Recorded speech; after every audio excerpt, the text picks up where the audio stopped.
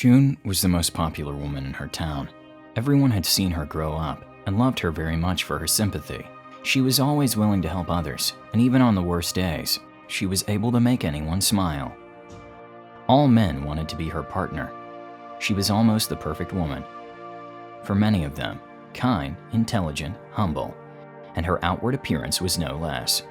She had a sweet face and the most beautiful smile. One day, the young woman found the love of her life, and they decided to get married. When the townspeople heard the happy news, everyone offered to help them prepare an unforgettable party. Men, women, and children spent weeks planning every detail of the big day.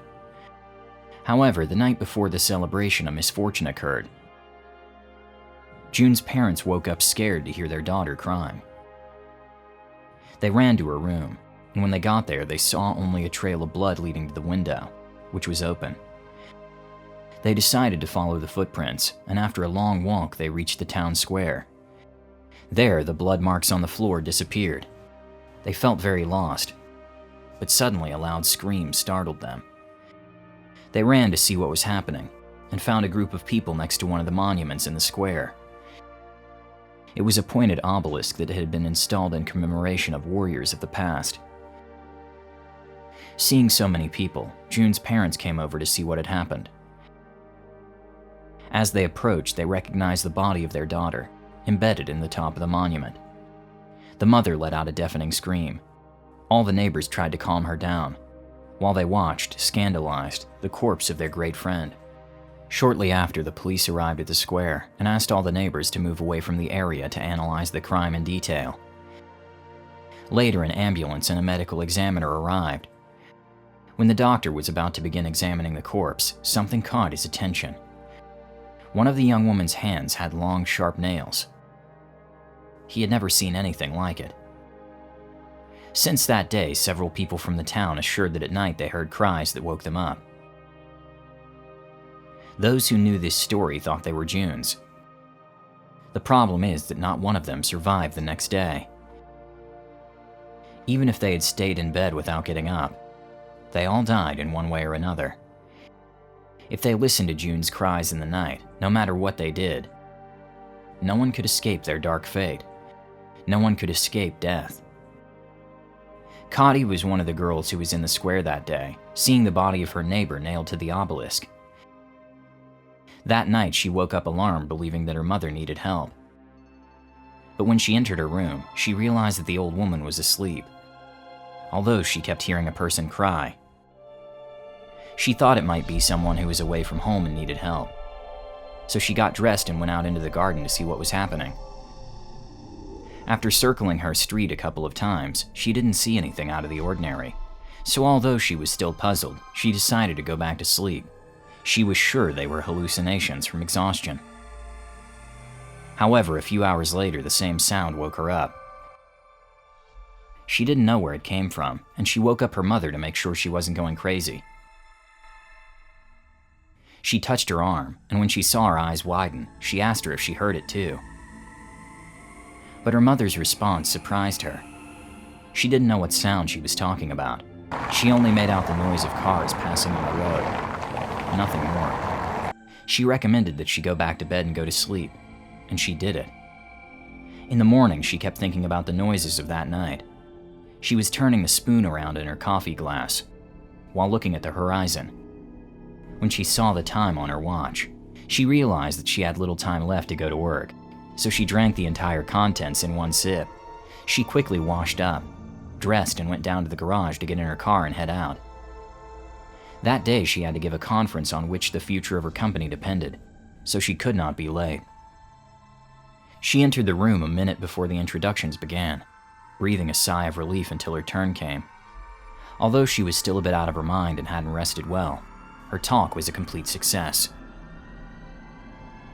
So much so that her boss called her to show her the forecast of what was going to increase the value of the company and proposed a promotion. It got dark, and although it had been a wonderful day, Cotty felt that she was not happy. She didn't understand why. Her speech had been magnificent.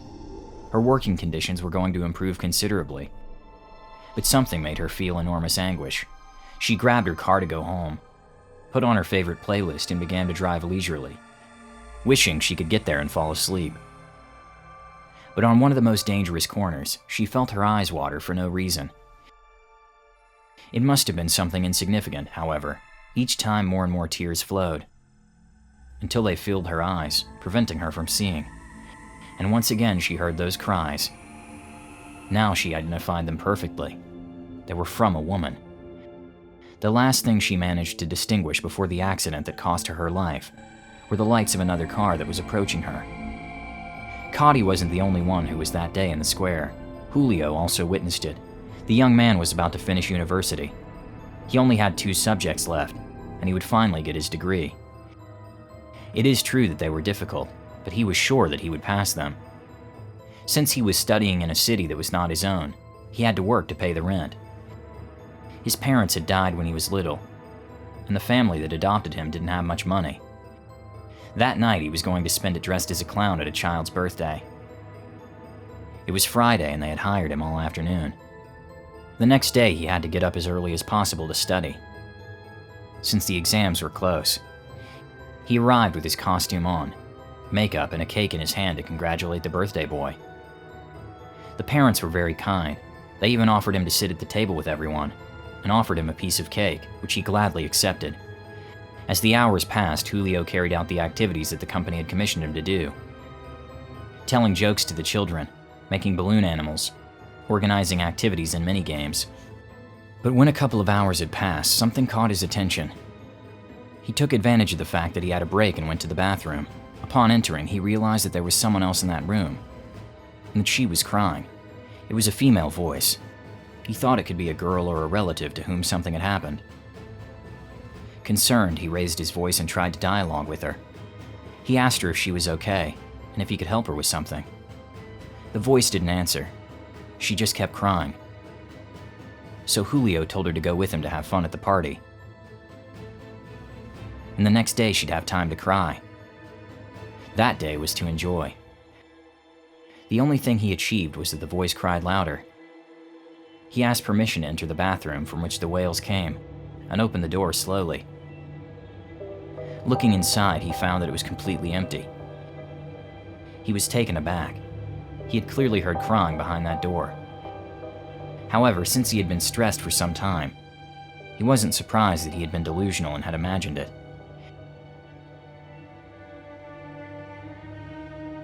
It was time for the magic tricks. He had to perform the trick of removing a large number of colored handkerchiefs from his mouth. Everything was going well. The children were surprised, and he had fewer and fewer hours of work left. However, the situation changed from one moment to another.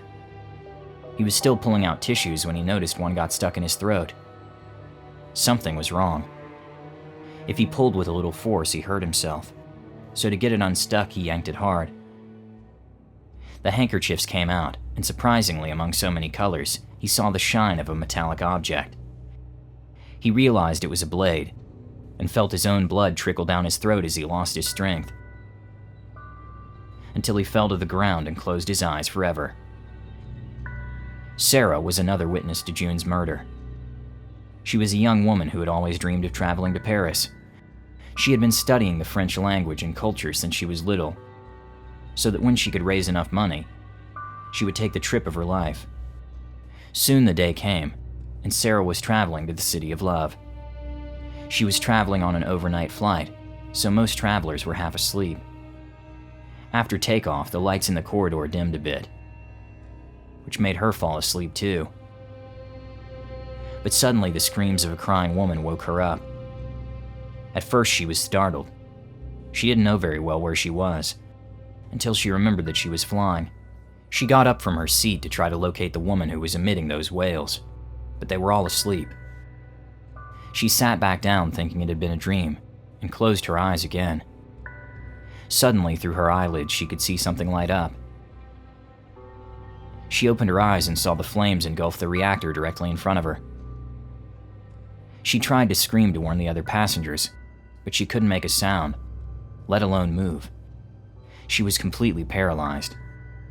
And again, she could hear that woman's cry. She stood petrified, watching the plane drop and get closer to the ground until it exploded. No one can escape June's cries. And you Have you heard it?